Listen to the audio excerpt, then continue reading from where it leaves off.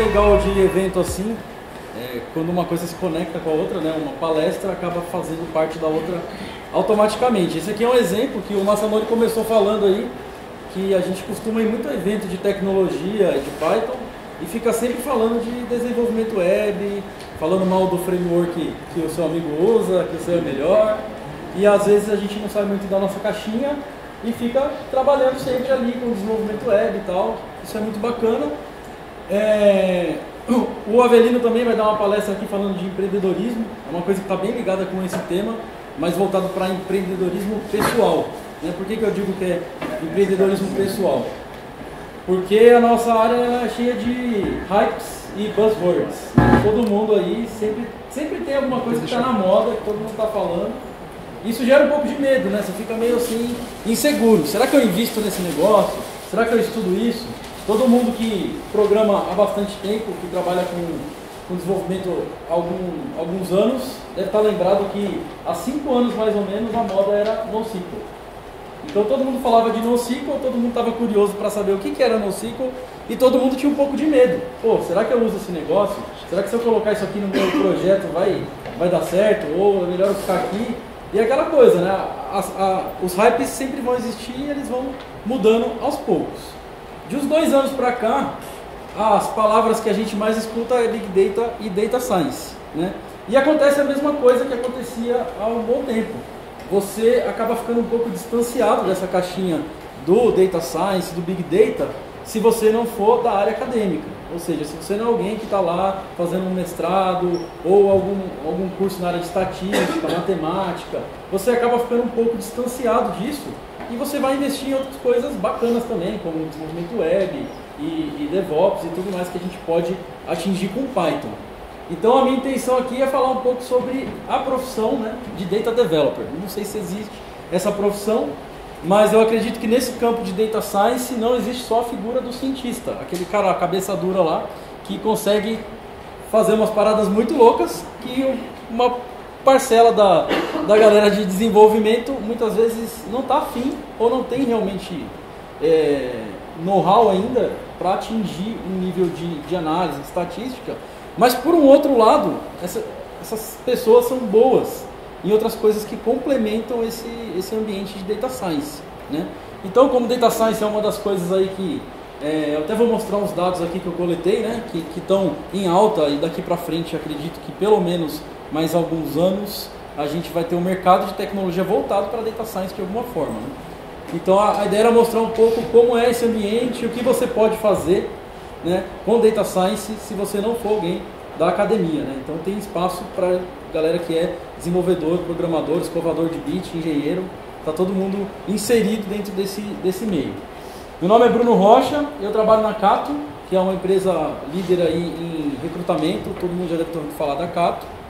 E a Cato tem como o seu maior patrimônio os seus dados, né? Então lá a Cato tem 7 milhões de currículos, empresas, e no meu time a gente usa essas palavrinhas aí para conseguir trabalhar em cima desses dados e tirar disso informações relevantes para a empresa, desenvolver novos projetos, novos produtos e fazer uma série de análises.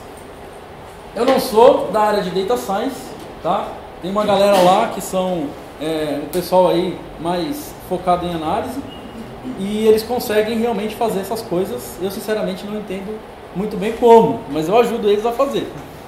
E é isso, então são palavras que a gente ouve sempre e a gente sabe que Python está conectada com essas coisas aqui de maneiras diversas, né? Hoje mesmo a gente teve a palestra do Turicas mostrando como a gente faz aqui a parte de data mining e REST API, o que a gente consegue fazer com text parsing para alimentar essas necessidades de criar análises inteligentes. Então, bom, Data Science, né? Uai, que trem que é esse aí? Né? O que é Data Science? Né? Parece um negócio muito complicado, complexo, sei lá, um negócio para maluco mesmo, tá longe da realidade da maioria dos desenvolvedores. Isso não é verdade, né? Então, eu peguei um exemplo aqui que todo mundo já deve ter ouvido falar, né? Essa lenda aí, essa fábula da fraude da cerveja. Fiquei procurando exemplo, o mais didático que eu achei foi esse. A verdade é que tem várias versões e provavelmente nenhuma delas é verdadeira. Provavelmente é mentira. Só que é um ótimo exemplo para ilustrar os problemas de análise de dados. Tá? Então, o que essa fábula aí diz? Que um funcionário do Walmart notou que a venda de fralda descartável estava associada à fralda de cerveja. Então ele notou de alguma maneira, que a gente não sabe qual é, porque tem várias versões, que os homens iriam à noite para o supermercado comprar fralda e eles aproveitavam para ir lá e pegar umas latinhas de cerveja. Aí o cara que notou isso sugeriu para o Walmart que ele colocasse a cerveja perto da fralda, que aí você ia aumentar ali o engajamento dos caras. E o cara ia lá pegar a fralda, já via a cerveja, pegava os dois e ia para casa, né? Enquanto estava lá trocando o menino aqui, a latinha de cerveja do lado. Então a venda de cerveja disparou durante a noite, né? Então vendia muito mais fralda na correria, o cara colocou uma coisa do lado da outra, começou a vender mais cerveja. Essa aqui é uma das versões. Se vocês procurarem, vocês vão ver que tem um monte de versão. Tem gente que fez estudos lá para ver se era verdadeiro ou não. Por que essa história aqui é famosa, principalmente nas faculdades de marketing, publicidade, né? Porque a galera usa isso daqui como base para fazer... Na verdade, quando você entra dentro de um supermercado, você está recheado de análise de dados para todo lado, né? Então, tem um motivo para você passar por aquele corredor e ver aquele produto na altura que ele está. E tudo isso é feito utilizando análise de dados. Então, qual que é o problema dessa suposição aí, dependendo dessa fábula, dependendo do cenário? Se for um funcionário que notou, é uma coisa que não escala, porque você não vai colocar os funcionários lá para ficar reparando, né? Aqui a gente está falando de fralda e cerveja, mas existem várias combinações possíveis dentro de um supermercado. O cara, sei lá, que vai comprar macarrão, ele pode levar uma panela. Então, alguém tem que analisar isso daí, e se for um ser humano não vai escalar, não vai distribuir, e a gente não sabe qual é a precisão. Por isso, a gente tem uma ferramenta aí bem antiga chamada Business Intelligence, o BI. Tá? Então, o BI tem diversas ferramentas aí no mercado, tem o Pentaho, o Avelino aqui criou uma ferramenta chamada OpenMining, que também faz aí trabalho de BI, né? Criar cubos analíticos e tudo mais, para fazer coleta, organização, análise, compartilhamento, monitorar informação e extrair disso daí dados úteis para você conseguir responder aquelas coisas, né? Como que eu coloco um produto do lado do outro, recomendo um produto para que a pessoa compre mais? Quais são as chances de comprar mais? No mês que vem, qual será o produto que será mais vendido? Então você tem que tentar prever esse tipo de coisa e o BI ajuda muito a fazer isso. O problema é que o BI ele é passivo. Os dados estão lá, você tem que ir atrás desses dados, né? Então tem os analistas de BI que ficam lá montando aqueles cubos e ele é manual, ele depende de um analista ali para fazer todo esse processo de montar essas análises. Então ele também é uma coisa que não escala para todos os ambientes. Se a gente pegar tudo isso aqui que o BI faz, obviamente que o BI tem coisas que ele ainda não consegue ser resolvido com inteligência artificial, porque nem tudo ainda é possível da gente tirar correlações desses dados sem um ser humano ali para classificar, julgar os dados. Mas todas essas palavras aqui, ó, a gente já escuta falar sempre dentro da comunidade de desenvolvimento. Crawling, um pouco aí do que o Álvaro mostrou, data mining, parsing, APIs, os notebooks, né, que você usa para fazer os relatórios lá, mostrar aqueles gráficos que tem nas ferramentas de BI, machine learning, né, no BI a gente não tem machine learning, mas você tem uma cabeça lá que já aprendeu, né, a vida toda pensando. E você tem linguagens de programação dentro de ferramentas de BI e você tem Big Data, tá? Então, tudo isso daqui, vocês reparam que a gente, de certa forma, está tentando evoluir essas técnicas, né, utilizando programação, algoritmos, para, de certa forma, diminuir a necessidade de seres humanos ali, que a gente não tem precisão com seres humanos. Não necessariamente a gente está querendo tirar emprego dos analistas de BI, mas de uma certa forma a ideia é que a gente consiga ter mais qualidade e mais escala nessas extrações de dados. Então esse aqui é um exemplo lá do supermercado, né, que o cara entra lá e olha para a fralda, só que ele não vê a cerveja que está lá no final, né? Então parece um problema simples. Porém, reparem que o supermercado tem duas entradas, né? E esse cara aqui, ele é homem. Se fosse mulher, será que o comportamento seria o mesmo? Será que ela ia entrar pela entrada aqui que está mais perto do estacionamento? Ou será que ela ia entrar pela outra? Sabe? Então, tem essas coisas que a gente analisa para saber realmente para que público que uma coisa tem que ser feita e você mostrar, às vezes você recomendar algo que aquela pessoa nem sabia que ela queria Ou muitas vezes que ela nem queria, mas você acaba forçando ela a querer, certo?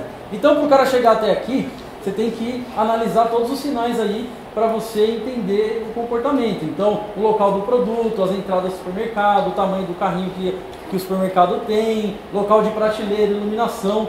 Então, todas essas coisas aqui, ó, são entradas de dados que você consegue utilizar para fazer essas análises. E da onde que um supermercado, por exemplo, tira esses dados? Tira das câmeras, né, que todos eles estão ali monitorando, e hoje já tem ferramenta para analisar a quantidade de pessoa que entrou, quantas eram homens, quantos eram maior de idade, quantos eram mulheres, quantos estavam carregando um bebê. Eles conseguem tirar essa informação facilmente.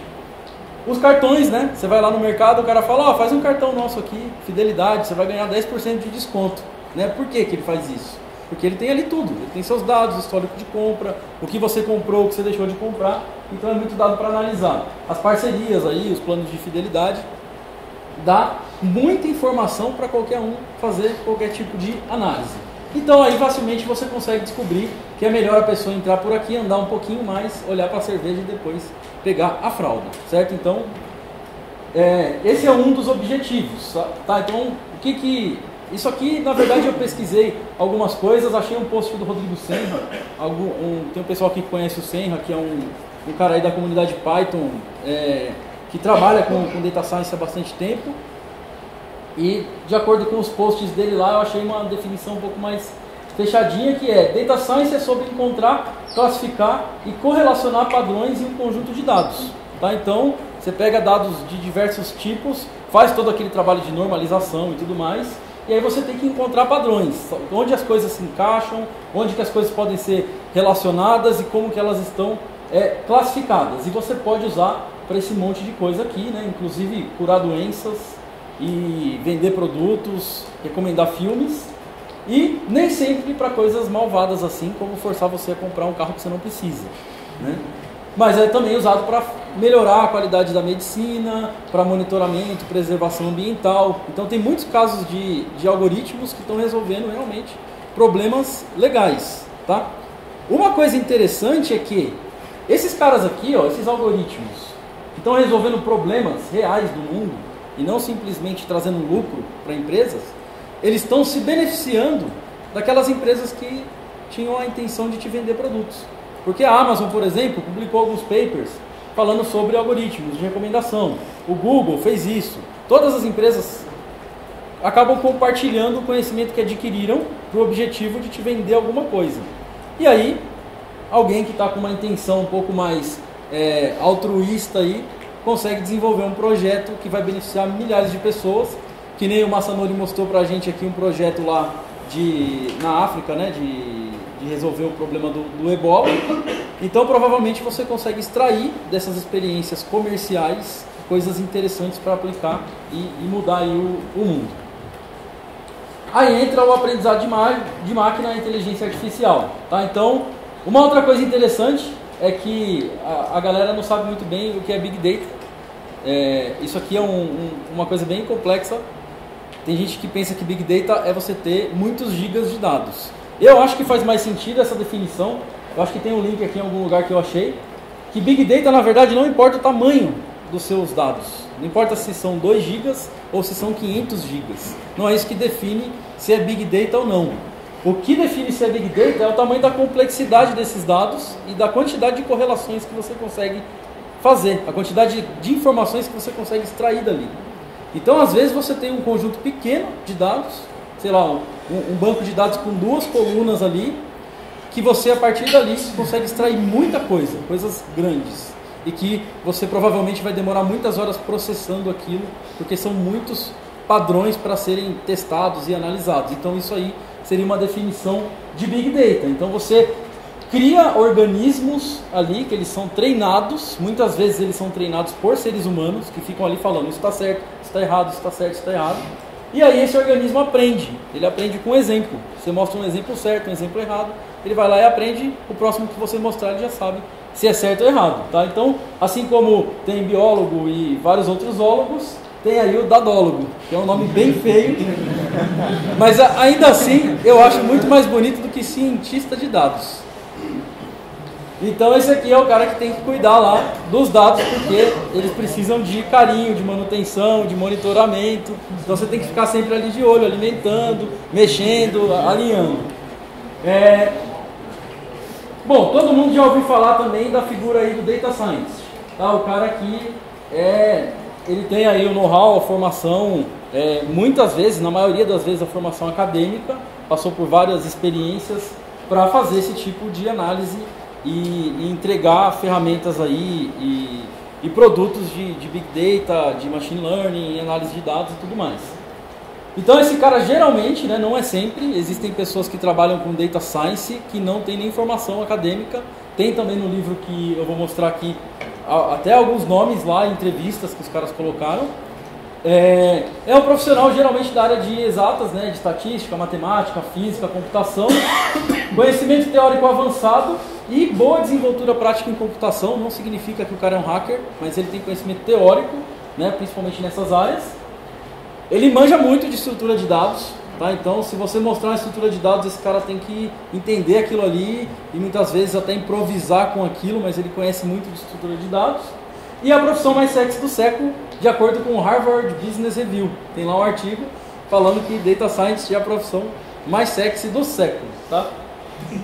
Os salários, na média, no Brasil, não só em São Paulo. Tá? Isso pesquisa que vocês podem fazer aí agora. Os salários estão na média entre 10 e 20 mil mensal no Brasil, para um cara que é Data Science, né, com formação e que ele pode ser considerado um Data Science Senior.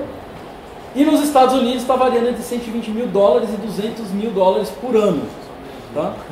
Então, assim, disso daqui para mais. Por quê? Porque é escasso, não tem profissional no mercado. Na empresa que eu trabalho tem vaga e não tem profissional para contratar. E está requisitado em todo tipo de indústria. Então, desde uma startup aí que está começando, pegou um investimento lá e precisa fazer um trabalho de Data Science específico, como indústrias grandes, empresas, fábricas, todo mundo hoje tem um time lá, que a galera geralmente chama de lab, né?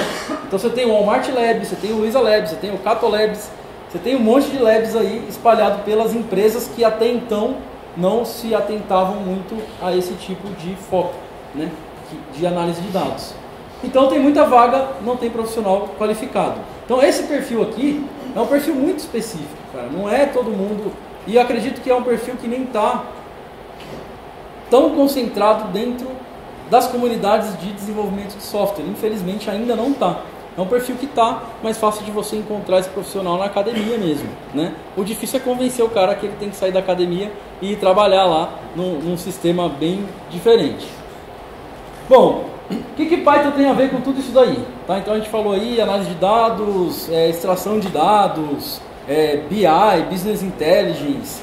O que o Python tem a ver com isso? Vocês já viram a palestra do Turicas, que viu que é muito fácil extrair e organizar alguns dados com coisas bem simples em Python. Mas o Python, ele está dentro de um nicho que tem outras linguagens muito fortes também. Então você tem R, que é aí a linguagem preferida dos estatísticos. Você tem Julia, que é uma linguagem nova e que está começando a se mostrar bem eficiente para esse tipo de solução. Scala e Java, né, que são interessantes, tem bastante biblioteca, mas todo mundo sabe que é Java, né? Então todo mundo olha meio torto assim. Tem Lua. Lua tem uma library chamada Torch, né? Um framework de Machine Learning muito legal. Tem muita iniciativa fora, apesar de Lua ser uma linguagem brasileira, as iniciativas de uso mais interessantes de Lua são lá fora, né?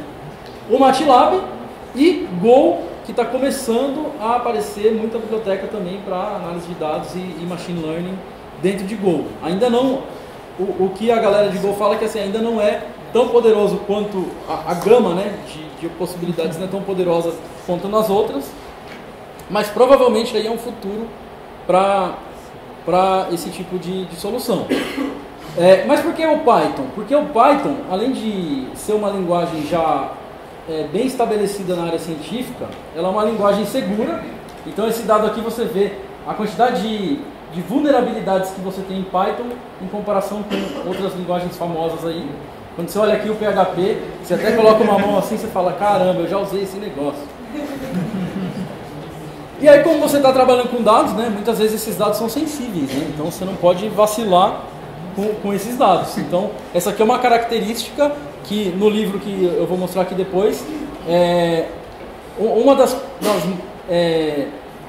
características do Python que fazem com que ele seja escolhido por empresas é o fato de ser uma linguagem fácil de implementar, de manter e de ser uma linguagem segura. E Python pode atuar em todos esses cenários aqui. Então, coleta de dados, então a gente tem o Scrap, tem o Splinter, tem o Arduino, o OpenCV e o Raspberry. Tá? Então vocês devem estar se perguntando por que eu coloquei esses caras aqui, né? Porque esses caras também fazem parte da coleta de dados. Então a gente está acostumado a coletar dados de banco de dados, coletar dados de internet, de sites, mas tem os dados da vida real, tá ligado? Os dados que estão aí fora. Às vezes você quer saber quantas pessoas passaram por aqui.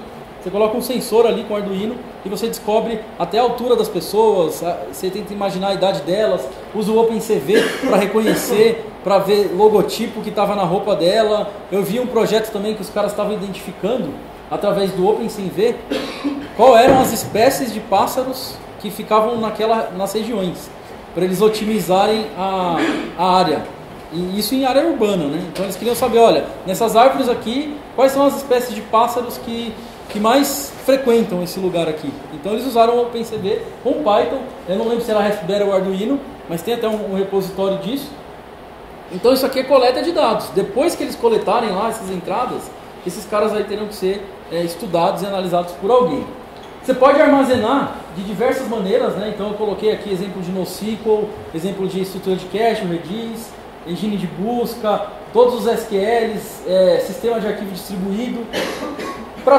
Apesar dessas ferramentas não serem escritas em Python, né, a maioria aqui é escrita em Java, mas o Python consegue conversar com elas assim, pip install, nome da biblioteca e pronto, você já começa a falar com todos esses caras aí. Você pode agregar, consultar e analisar os dados. Então você tem o Pandas, né, que é uma biblioteca aí de data frames, que já foi citada hoje, tem o Spark, Scikit-learn, NLP, NER, e aqui essa lista é enorme. Tá? A cada dia surgem mais coisas interessantes, que realmente funcionam da mesma forma. Pip install, o nome da ferramenta, e você já começa usando. Apresentar o resultado da sua análise. Você pode usar o Jupyter, né, que é o antigo IPython Notebook. Você tem aí o Jupyter, você tem o Bokeh. O Bokeh ele é um esquema de criação de gráficos interativos, né, que você pode integrar com o Jupyter. Então ele é bem legal para visualização de dados. Matplotlib, que já é bastante conhecida. E tem os frameworks web, né? Que eu coloquei o Flask aqui só para fazer um jabazinho aí, porque é o framework que eu mais uso atualmente. Além disso, você tem que automatizar, escalar e distribuir toda essa solução. Então, o que você vai usar? Você pode usar o Conda, né? O Anaconda da Continuum, que é uma distribuição do Python, que quando você instala, ela já vem com a maioria dessas coisas aqui instaladas. Você dá lá um install Conda, ele já instala tudo para você, deixa tudo configurado. Se você precisar fazer alguma coisa distribuída aqui na área de APIs, você tem o Tornado. Hoje em dia você tem mais coisas interessantes, em Python 3 aí surgindo, o I/O, HTTP e tal, mas atualmente você já tem o Tornado para resolver soluções de captura e de apresentação de dados em tempo real assim, com bastante qualidade. Muitas empresas utilizam. Você tem Ansible para você provisionar os ambientes, que também é Python, e você conversa com ele em Python para você fazer plugins, essas coisas. Um exemplo de filas aqui com o Celery, né? Apesar dele dar muito problema, ele é muito bom. E tem aí o Hadoop, né? Para você distribuir processamento. Tudo isso daqui você consegue simplesmente conectar um sisteminha simples em Python e falar. Tá? Então, por que Python é a linguagem preferida da área científica? Porque com uma linguagem só você consegue fazer tudo isso aqui. Então você poderia falar assim, vamos usar R. Porque R é bem legal, uma linguagem funcional, bacana, fazer estatística. Mas será que R faz o que o Scrap faz em R? Será que tem alguma coisa fácil? Para fazer o que o Splinter faz, que o Álvaro mostrou aqui, de entrar lá, navegar num browser, clicar num botão. Talvez não tenha, eu não conheço a fundo, mas eu acredito que não tenha porque não é o foco da linguagem, não é uma linguagem de multipropósito. Então tudo isso aqui você faz com uma linguagem só, um aprendizado só, tudo muito simples, uma comunidade só. Então, por isso que Python tem ainda bastante mercado dentro dessas áreas de análise de dados. Tá?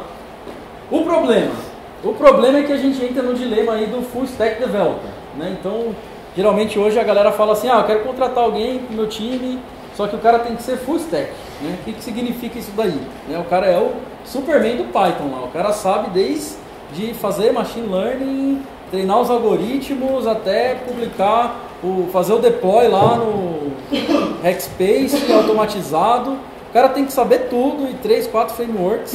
Então você cria aí o problema, né? Tipo, o quão difícil é você ser um full stack developer, aprender tudo isso e ainda ter um pouquinho de qualidade de vida, né?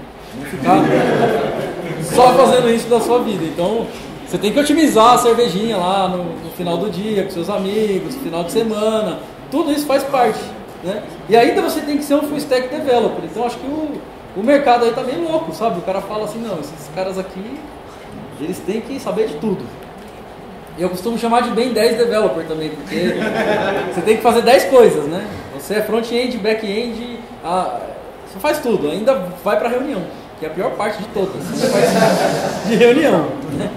Então, como que você faz para conciliar essa questão aí profissional com o deboísmo, né? Não sei se todo mundo aqui conhece o deboísmo.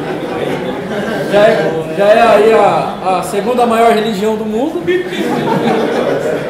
que é ficar de boas. Então, se você é um full stack developer, dificilmente você vai ficar de boas, cara, dificilmente.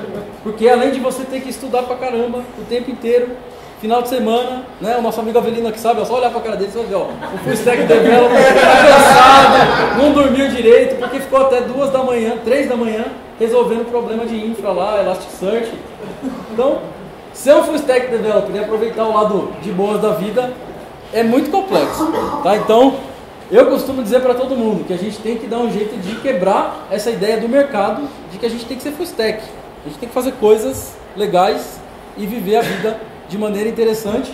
O Renzo vai, depois na palestra dele, dar uma ênfase nesse lado de boas da vida aqui. O Renzo, ele e o Henrique Bastos são os gurus do deboísmo do Brasil. Seguir esses caras aí. Então aí, o que é o full stack developer? O cara tem que saber infra, provisionamento, escalabilidade, cloud. Não é um cloud só não, o cara tem que conhecer a API da Amazon, da Microsoft, o cara tem que saber tudo, tá ligado? E engenharia, arquitetura, API, liderança de projeto, data mining, administrar banco de dados, MySQL, Postgre, Oracle, pesquisa e desenvolvimento e ainda conhecer de algoritmo de data science, tá? Então, esse cara aqui não tá de boas, eu não conheço ele de boas. Aí, esse cara, eu costumo chamar ele de Homer Simpson Developer, não é você não. Mas é um cara que fica maluco, tá ligado? Ele fica ali, chega uma hora que ele fala, aqui que eu faço, tá ligado? Para que lado que eu vou, né? Então, voltando pro Data Science, né? O cara aí que está difícil de encontrar no mercado de trabalho, em teoria, ele tem que trabalhar 8 horas ou menos. De preferência, todo mundo tem que trabalhar menos de 8 horas. Se você trabalhar 8 horas em 1 minuto, você está errado. Você está prejudicando todo mundo. Você está prejudicando o mercado de trabalho inteiro. Teve uma outra palestra que eu fiz no ano passado que tinha isso como tema. A gente tem que trabalhar cada vez menos para ter cada vez mais qualidade de vida. Então o cara tem que fazer isso daqui, tem que estudar, tem que fazer pesquisa, tem que fazer experimento e tem que ir para casa, né, meu? Uma hora ele tem que ir para casa dele. Então não cabe mais espaço para fazer as outras coisas, né? Todo mundo gosta de ir um pouquinho em áreas diferentes. Então, apesar de eu não ser da área de Data Science, eu gosto de ir lá, dar uma lida, uma estudada no meu tempo livre. Mas não é um negócio que eu não vou ficar... Eu só vou fazer aquilo ali de boas. E da mesma forma que esses caras que trabalham com Data Science, eles gostam de trabalhar com engenharia e arquitetura de software. Então eles gostam de fuçar, mexer em ferramentas que a gente usa, frameworks e tudo mais. Só que não é o foco da vida profissional da pessoa, porque não tem como caber esse tanto de coisa num período curto de tempo. Só que ainda tem tudo isso daqui para fazer. Você tem que fazer engenharia de software, DevOps, liderar um projeto, você tem que criar API, fazer teste, automatizar teste. Ou seja, é muita coisa para você querer que exista um cara chamado full stack. Não tem. Então isso daí é um grande mito. Uma coisa que está ligada com isso é a alta demanda de profissionais com muito conhecimento analítico. Tá? Então esse estudo aqui está no livro também que está no último slide, que mostra o seguinte, que até 2018, eles só analisaram até 2018, não significa que parou aqui, né? Provavelmente isso aqui vai aumentar muito mais, existe um gap de 50% a 60% de supply, ou seja, está faltando de 50% a 60% de profissionais de Data Science para suprir o mercado até 2018, tá? Então, assim, além de tudo, esse cara é muito raro de você encontrar, o cara que trabalha com análise de dados. Então, se o cara é muito raro, difícil de encontrar, você ainda vai pedir para ele fazer a instalação do Apache? Você chega pro cara e fala assim, beleza, depois que você fizer aí a sua análise aí e tudo mais, você instala ali para mim um Apache lá, configura, passa aí a noite aí indexando os negócios, não dá, entendeu? Então você tem que otimizar. E aí, quando você otimiza isso daqui, é que entra aí, é o que eu falei, né? A especialização é bom para todo mundo, né? Não é só para quem trabalha mais tranquilo, mas ela é boa porque você tem mais foco e mais qualidade. Então, se você tem condições de se especializar ao máximo em um nicho, você vai fazer aquilo muito melhor do que você querer fazer um monte de coisa ao mesmo tempo. Você tem mais tempo livre para fazer qualquer outra coisa que você quiser, isso é muito bom. Você melhora o mercado de trabalho. Por quê? Porque a competitividade não vai chegar nesse ponto, entendeu? Hoje em dia é muito comum você ver aí startup falando para você ir lá trabalhar, ambiente muito legal, você tem geladeira cheia de Red Bull para você tomar, só que é para você trabalhar 16 horas por dia, tá ligado? Então, isso é comum no mercado. A galera já sabe, desenvolvedor trabalha a hora que eu quiser. Vou contratar, vou pagar o quanto eu quiser, ele vai trabalhar quantas horas eu quiser. Então isso aí está errado, a gente tem que trabalhar menos. E você evita a retenção de know-how. Então, o que é a retenção de know-how? Se todo mundo for full stack developer num determinado time, você tem um cara resolvendo um problema que 3 ou 4 poderiam resolver. E todos eles aprendem um pouquinho. Apesar de você não ir a fundo, você aprende um pouquinho. Eu no meu dia a dia, todo dia eu estou aprendendo um pouquinho de Data Science. E eu não trabalho com isso diretamente. Então é muito melhor você ter times divididos, pessoas com foco específico. Tá? Então, eu roubei alguns slides do Rodrigo Senna, né, que eu vou dar o link dele, coloquei aqui para não dar polêmica depois, porque ele já tinha feito o estudo, eu quis repetir o estudo dele. E a formação de um time de Data Science, preferencialmente, não é um monte de gente fazendo tudo.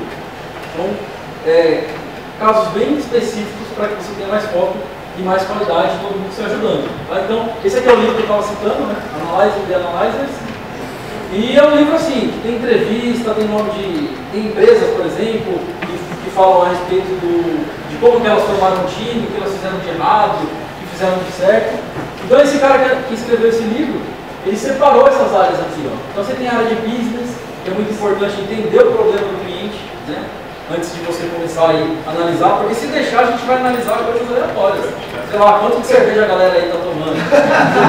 Qual que é a marca preferida de cerveja? Mas o negócio precisa ser analisado, pulverizado por alguém.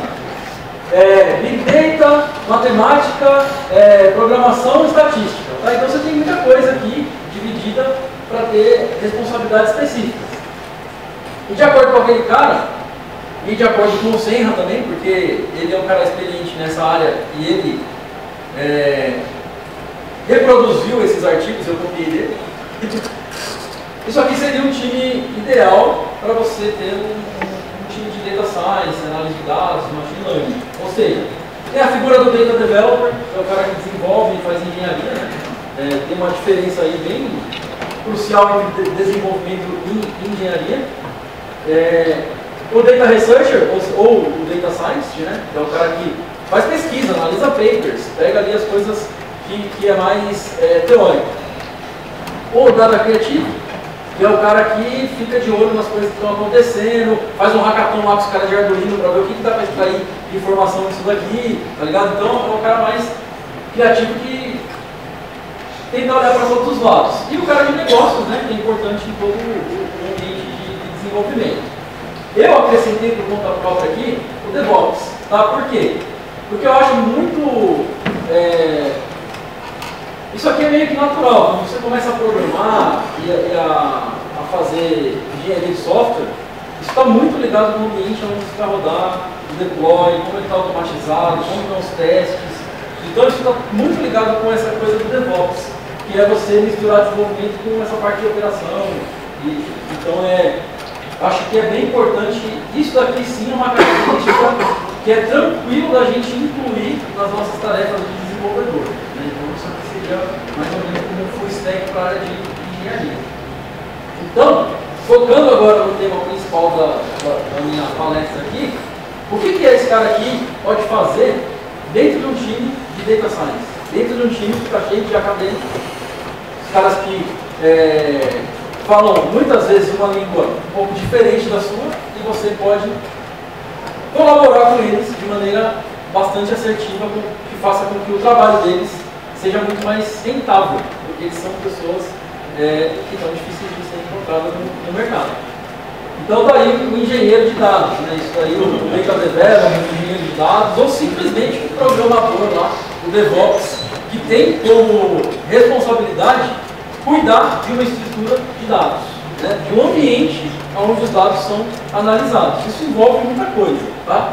Então aqui o grau do desenvolvedor é User Experience, Responsiveness, disponibilidade, escalabilidade, etc. Esse monte de coisinha aqui que a gente tem que manter ao mesmo tempo que o código passa lá no Type 8 lá e fica bonitinho, né? Então, isso daqui é o que um desenvolvedor tem que fazer para ajudar um time de análise de dados. Então, o que o cara tem que saber? O cara tem que saber muito bem trabalhar com o sistema operacional dele. Tá? Então, quando eu falo sistema operacional, obviamente que eu estou falando desse sistema operacional aqui, né? Considerando os dois. Então, obviamente, você tem que saber muito bem do sistema operacional, conhecer ele, como que ele funciona, é muito importante para você desenvolver qualquer coisa. Tá? Então, é quase inaceitável você pegar um desenvolvedor de software, seja ele qual for, que não conhece o sistema operacional, que não teve contato com por exemplo, um JavaScript ali para automatizar uma ou duas tarefas. O cara não precisa ser um expert, mas ele tem que conhecer bem como funciona o sistema operacional. E, geralmente essas ferramentas aqui são muito usadas. Eu coloquei alguns exemplos, né? Supervisor, Vtables, Chrome, Debug, Nginx, Geonicode e MicroWSGI. São ferramentas que, principalmente em Python, essa pessoa acaba sendo meio que o responsável natural. Olha, a gente vai fazer um deploy aqui, vai ter um Nginx, vai ter uma tarefa no Chrome, tem que colocar lá no supervisor. Sabe quem que vai fazer isso daí? Então, alguém tem que conhecer todo esse ambiente, né? Mas não é só isso. Você tem que conhecer também as ferramentas de cloud, né? Porque cada uma delas tem um pouquinho aí de diferença. Apesar de a gente estar falando da mesma coisa, máquinas virtuais que estão lá disponíveis para a gente executar os programas, cada uma tem as suas características. Então, conhecer os principais players do mercado é muito importante para você estar competitivo nesse mercado. Então, eu coloquei alguns aqui, os mais relevantes, né? A Amazon, o Microsoft Azure. Apesar de eu ter falado que esse aqui é o sistema operacional, a Microsoft vem surpreendendo aí, né? Um pouquinho de oportunismo junto, mas ela vem surpreendendo nos últimos anos por colocar muita coisa de software livre e Linux dentro do Azure, né? Então você não vai rodar o Windows lá, vai rodar um sistema operacional legal. Aí vem o Linux, o OpenStack, ou seja, conhecer isso daqui também faz parte da tarefa do Data Developer ou do engenheiro de dados. Persistência poliglota, também é um negócio antigo, mas que é muito importante, ou seja, conhecer SQL. Cara, você tem que conhecer um pouquinho de cada um deles, entendeu? Parece difícil, parece muita coisa, mas pelo menos ter feito algum experimento em Oracle, SQL Server, MySQL, Postgres, é muito importante você, pelo menos por curiosidade, ir lá e entender quais são as principais diferenças. O que faz com que o Postgres seja diferente do MySQL? Sabe? Então, essas coisas-chave, é preciso você pelo menos entender e ter algum tipo de experiência nisso. NoSQL, né? Então a gente tem várias ferramentas de NoSQL, sistema de arquivo distribuído. Tá? Então, isso aqui, com certeza, uma hora ou outra você vai esbarrar na utilização do sistema de arquivo distribuído. CSVs e coisas aí mais do tempo das cavernas também são bastante utilizadas hoje em dia. Engine de busca, sistema de gerenciamento de filas e cache, né? Cache para todo lado, senão você não dá conta de atender aí as requisições dos clientes. Então, eu coloquei alguns logotipos aqui, mas dentro de NoSQL existem várias opções, além do Mongo, obviamente, né? Então, ter um pouquinho de conhecimento de cada um e principalmente saber a diferença de cada um é importante. Então, você saber, você pode nunca ter mexido no Mongo, e nem no React, por exemplo. Mas você saber para que serve o Mongo, aonde ele se aplica, e para que serve o React, aonde ele se aplica, e vai ter que assumir essa responsabilidade. Então, eu, por exemplo, apesar de eu nunca ter mexido com Neo4j num sistema de verdade, programado com Neo4j, eu já fui curioso, já fui lá, já baixei, já rodei, li o que ele faz, o que ele não faz, quais são os pontos negativos, positivos, e está em algum lugar aqui na memória. Se um dia tiver uma discussão, olha, será que é bom, será que não é? Você está por dentro, né? Então é muito importante você estar por dentro para você conseguir agilizar a tomada de decisão dentro de um time de análise de dados. Automação, provisionamento e deploy. Tá? Isso daqui, até então, a gente fala, não, isso aqui é responsabilidade da infra, né? Tem um cara lá que fica lá só mexendo nisso. Mas cada vez mais a realidade não é essa. A realidade é que você vai codificar, você vai fazer o deploy, você vai monitorar e é o desenvolvedor que é responsável por isso. Então, com o Python é muito fácil você conversar com todos esses caras aqui, entender como eles funcionam. Tem muita coisa legal. Por exemplo, no Docker tem o Docker Compose que foi escrito em Python, né? Dizem que eles estão migrando para Go, mas foi escrito em Python. No GitHub você consegue conversar com a API do GitHub em Python. O Ansible foi escrito em Python. Trevis é um sistema de integração contínua para rodar os seus testes, que também você consegue criar ambientes em Python lá facilmente. Então, é preciso entender, pelo menos, como esses caras funcionam, para quando você precisar tomar essa decisão ir lá e escolher a ferramenta correta. E, obviamente, que o desenvolvimento web e API, né? Porque é quase que unânime que para tudo que você faz envolvendo dados hoje em dia, você vai ter que fazer uma API ou apresentar esses dados de alguma maneira, né? Então, a gente tem a sorte de trabalhar com Python, que é muito fácil, cara. Muitas vezes em um arquivo de 10 linhas de código, você tem uma API inteira, pronta, né? sem muito trabalho. Mas o código Python, o framework Python que está sendo usado, ele não é importante. O importante é você entender isso aqui, entender o REST, entender o conceito de API, como funciona, o que é bom, o que não é, a boa prática, independente se você está usando o framework X ou Y, é muito importante você entender a fundo o que é isso aqui, o que é bom fazer ou não.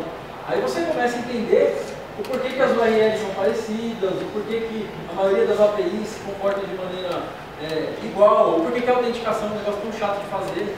Então você vai entender mais a fundo e vai se adaptando, né? Aí eu falei que engenharia de software é um pouco mais do que desenvolvimento. Porque a engenharia de software, ela vai além do código. Então você precisa se preocupar com o design pattern. Muitas vezes para o desenvolvedor isso não é importante. Tá? Eu mesmo já muitas vezes pensei, olha, isso aqui não é importante. Nossa, aqui em Python tem aqui minhas funções, meu módulo rodou. Para que eu vou me preocupar? Qual o design pattern que está usando? Só que aí o seu time cresce, o seu projeto cresce. Você começa a ter que, por exemplo, criar um sistema de plugin. Aí você tem lá aquele arquivo, aquela classe maluca, você não consegue colocar um sistema de plugin ali, porque você não previu o que ia acontecer depois. Então, na engenharia de software, você tem que se preocupar com essa parada de design pattern, apesar de ser muito chato. E apesar de os design patterns que foram feitos para Java não se aplicarem necessariamente a Python da mesma forma como eles foram escritos. Então você tem que aprender a adaptar essas paradas para Python, né? Boas práticas, né? Então a gente já sabe que tem a PEP8, todo mundo já está acostumado sei lá, rodar lá um comando de PEP8 e ver o Flake lá reclamando que você colocou um espaço a mais ou um espaço a menos, mas isso é muito importante, é uma das coisas que faz Python ser uma comunidade bem concisa, assim, os códigos serem bonitos. Não sei se todo mundo conhece o MCCAB, é um algoritmo para analisar a complexidade de código, e ele tem uma ferramenta em Python igualzinha do PEP8. Inclusive, se ele tiver instalado o Flake, já usa ele. Quando você dá Flake e a pasta onde está seu código, ele já te dá o relatório do MCCAB. E é muito legal, é mágico. Porque ele vai lá e fala para você assim, olha, na classe do arquivo tal, você tem um método que recebe 10 argumentos. Você poderia diminuir para 5 argumentos se você fizesse isso. Então ele te dá essas dicas assim, olha, isso aqui está muito complexo.